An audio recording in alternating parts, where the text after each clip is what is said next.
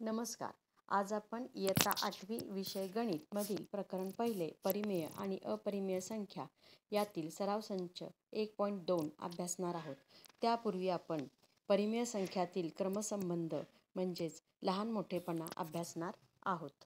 परिमेय संख्यातील क्रमसंबंध म्हणजे लहान मोठेपणा, संख्यांमधील लहान मोठेपणा याबाबत अभ्यास करणार आहोत. इथे एक तुम्हाला संख्या रेषा दाखवलेली आहे. त्याच्या मधोमध 0 हा अंक आहे आणि उजव्या बाजूला सर्व धनसंख्या आहेत आणि डाव्या बाजूला सर्व ऋण संख्या आहेत. संख्या रेषेवरील उजव्या बाजूकडील संख्या ह्या डाव्या बाजूकडील संख्यांपेक्षा मोठ्या असतात. म्हणजे जर आपण एखादी जोडी घेतली 5 आणि 1 तर 1 ही संख्या 5च्या डाव्या बाजूला आहे, त्यामुळे 1 ही संख्या 5 पेक्षा लहान आहे. तसंच जर आपण ऋण 5 आणि 5 असं घेतलं तर ऋण 5 ही 5च्या डाव्या बाजूला आहे आणि म्हणून ऋण 5 ही 5 पेक्षा लहान आहे. म्हणजेच तुमच्या लक्षात येईल की सर्व ऋण संख्या या 0 आणि धनसंख्यांपेक्षा लहान असतात. तसेच 2 ऋण संख्यांचा विचार केला आपण, समजा इथं ऋण 5 आणि ऋण 3 असा विचार केला तर ऋण 5 ही संख्या ऋण 3च्या डाव्या बाजूला आहे, म्हणून ऋण 5 ही संख्या ऋण 3 पेक्षा लहान आहे. संख्या रेषेवर संख्यांच्या प्रत्येक जोडीमध्ये डावीकडील संख्या म्हणजे ह्या डाव्या बाजूच्या संख्या ह्या उजव्या बाजूच्या संख्येपेक्षा लहान असतात. आता आपण सराव संच 1.2 याबद्दल अभ्यास करूया. खालील संख्यांमधील लहान मोठेपणा ठरवा. इथे पहिले उदाहरण आहे ऋण 7 ऋण 2. आत्ताच तुम्ही संख्या रेषेवर पाहिलं ऋण 7 आणि इथे ऋण 2 आहे, तर ऋण 7 ही ऋण 2च्या डाव्या बाजूला आहे, म्हणून ऋण 7 ही ऋण 2 पेक्षा लहान आहे. 0 आणि ऋण 9/5. मगाशी आपण पाहिल्याप्रमाणे उजव्या बाजूकडील संख्या ह्या डाव्या बाजूपेक्षा मोठ्या असतात, म्हणजेच 0 आणि धनसंख्या ह्या ऋण संख्यांपेक्षा मोठ्या असतात. त्यामुळे 0 ही ऋण संख्यांपेक्षा मोठी असल्याने 0 ही ऋण 9/5 पेक्षा मोठी आहे. 8/7 आणि 0. 0 आणि ह्या धनसंख्या सर्व धनसंख्या ह्या 0पेक्षा मोठ्या आहेत, म्हणून 8/7 ही 0पेक्षा मोठी आहे. ऋण 5/4 आणि 1/4. इथं ही ऋण संख्या आहे ऋण 5/4 आणि ही धन आहे. सर्व धनसंख्या या ऋण संख्यांपेक्षा मोठ्या आहेत, म्हणून 1/4 ही ऋण 5/4 पेक्षा मोठी आहे. पुढील उदाहरण आहे 40/29 आणि 141/29. या उदाहरणामध्ये पाहिलं तर छेद समान आहे. छेद समान, मग छेद समान असेल तेव्हा त्यांचा अंशांचा विचार करायचा. अंशामध्ये ह्या दोन्ही संख्या धन आहेत, 40 आणि 141.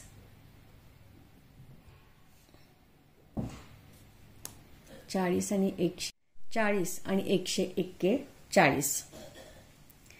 तर याच्यामध्ये 141 ही संख्या 40 पेक्षा मोठी आहे, म्हणून 40/29 ही संख्या 141/29 पेक्षा लहान आहे. पुढील उदाहरणामध्ये सुद्धा ऋण 17/20 आणि ऋण 13/20 येथेही छेद समान आहे, परंतु संख्या ऋण आहेत. म्हणजेच ऋण 17 हा अंशात आहे आणि ऋण 13 हे सुद्धा दुसऱ्या संख्येच्या अंशात आहे. ऋण 17 आणि ऋण 13 मध्ये ऋण 17 हा ऋण 13 पेक्षा लहान आहे, म्हणून ऋण 17/20 ही संख्या ऋण 13/20 पेक्षा लहान आहे. पुढील उदाहरणामध्ये 15/12 आणि 7/16. आता इथे मात्र छेद समान नाही. अशा वेळी या दोन्ही छेदांचा लसावी काढावा लागतो. 12 आणि 16चा आपण जर लसावी काढला तर 12च्या पाढ्यामध्ये 12×4 48 आणि 16×3 48, म्हणजेच या दोन्हींचा लसावी 48 येत आहे.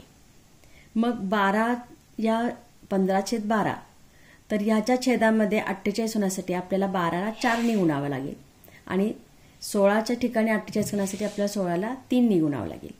जर आपण 12ला 4 ने गुणत असू तर आपण पूर्ण ह्या 15/12ला 4 ने अंशातही गुणणार आहोत आणि छेदातही गुणणार आहे.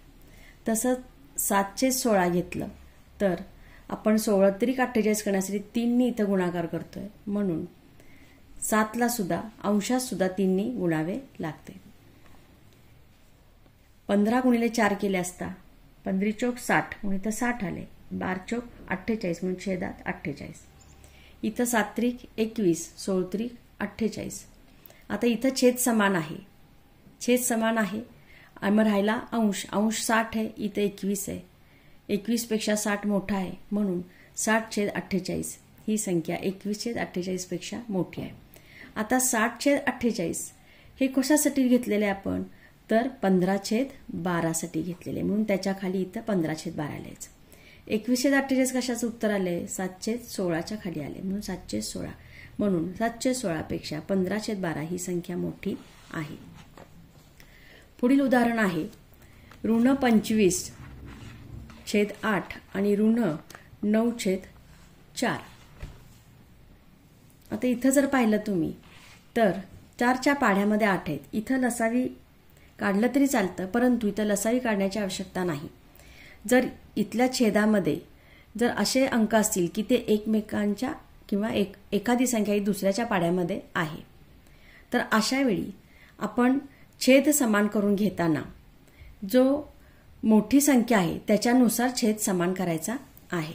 आता याच्यामध्ये 8, 4 पेक्षा 8 मोठे आणि 4 गुणिले 2 केले असता 8 येऊ शकतं, म्हणून छेद समान करताना आपण ऋण 25/8 ऋण 9/4 घेतल्यावर या 8चे 8 आपण तसेच ठेवणार आहोत. या 4ला मात्र काय करावं लागेल, 4 गुणिले 2 म्हणजे 4 दुनी 8 होईल. याचाही छेद समान आहे. आता या संख्येला आपण खाली 8च आहे, त्यामुळे इथे कुठल्याही संख्येने गुणाकार करण्याची आवश्यकता नाही. ऋण 25/8. इथं मात्र ऋण 9/4 लिहिल्यानंतर आपण छेदाला 8 करतोय, म्हणून 4 गुणिले 2. जर छेदाला गुणाकार करत असू तर अंशाला सुद्धा गुणाकार करावा लागेल, म्हणून ऋण 9 गुणिले 2. इथं ऋण 25/8 आहे तसं येईल आणि इथं 9 दुनी 18 म्हणून ऋण 18/8. आता इथं छेद समान झाला. आता इथं ऋण 18 आहे अंशामध्ये आणि इथं ऋण 25 आहे, तर ऋण 18 ही ऋण 25 पेक्षा मोठी आहे, म्हणून ऋण 25/8 ही ऋण 18/8 पेक्षा लहान आहे. आता इथं ऋण 25/8च्या ठिकाणी ऋण 25/8 लिहिले, ऋण 18/8च्या ठिकाणी ही संख्या कशावरून आलेली आहे, ऋण 9/4 ची आली. मी इथं ते लिहायची संख्या, म्हणून ऋण 25/8 ही ऋण 9/4 पेक्षा लहान आहे. तर असा हा सराव संच 1.2 आज आपण अभ्यासलेला आहे. पुढील व्हिडिओ म्हणजेच अभ्यासण्यासाठी या चॅनलला सबस्क्राईब करा. धन्यवाद.